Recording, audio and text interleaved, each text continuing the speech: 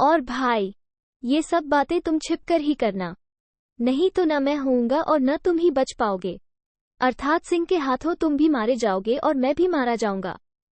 इस प्रकार संजीवक को उल्टी सीधी बातें समझाकर वो दमनक बोला कि राजा और मंत्री अर्थात सिंह, वृषभ, इन दोनों में आपस में भेद अर्थात फूट डाल आया हूं। करटक बोला कि ठीक है, इसमें क्या संदेह है, क्योंकि दुष्टों का बंधु कौन है? कोई नहीं।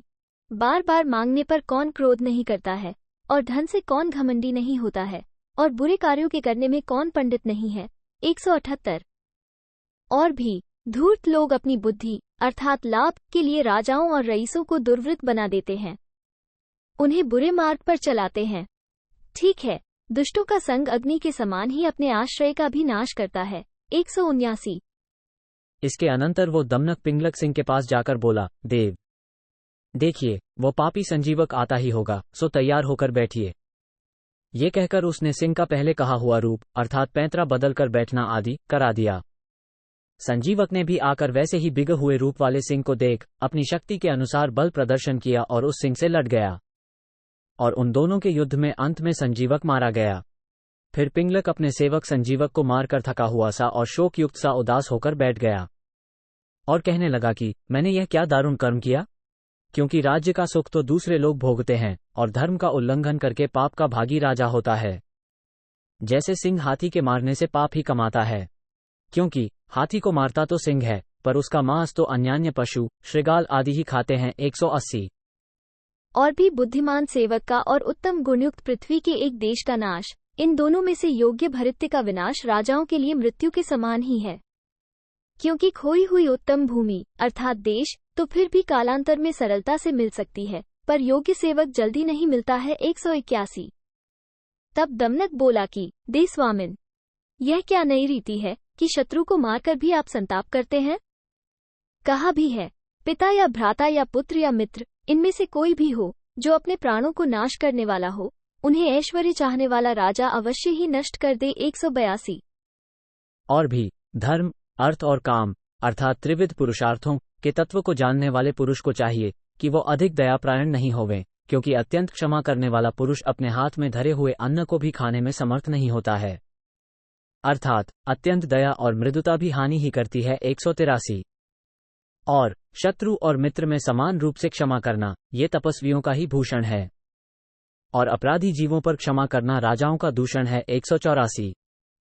और भी राज्य के लोभ से या अहंकार से जो स्वामी के पद अर्थात राज्य की इच्छा करता है, उसका तो मरना ही एक प्रायश्चित है, दूसरा कोई प्रायश्चित नहीं है। 185।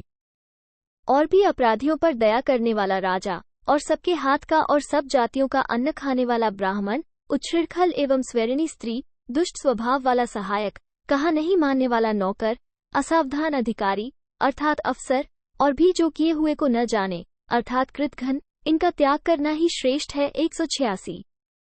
और भी विशेष करके राजाओं की नीति वेश्याओं की तरह ही सच और झूठ से मिश्रित होती है, और वो कठोर होते हुए भी प्रिय बोलने वाली होती है, और क्रूर तथा हिंसा परायण होते हुए भी दया करने वाली होती है, और अर्थ परायण अर्थात धन संग्रह करने वाली, कौड़ी कौड़ी को कड़ाई से वसूल करने वाली होते हुए भी उदारता से धन व्यय करने वाली होती है, और नित्य असीम धन का व्यय करने वाली होते हुए भी प्रचुर धन और रत्नों की आमदनी करने वाली होती है।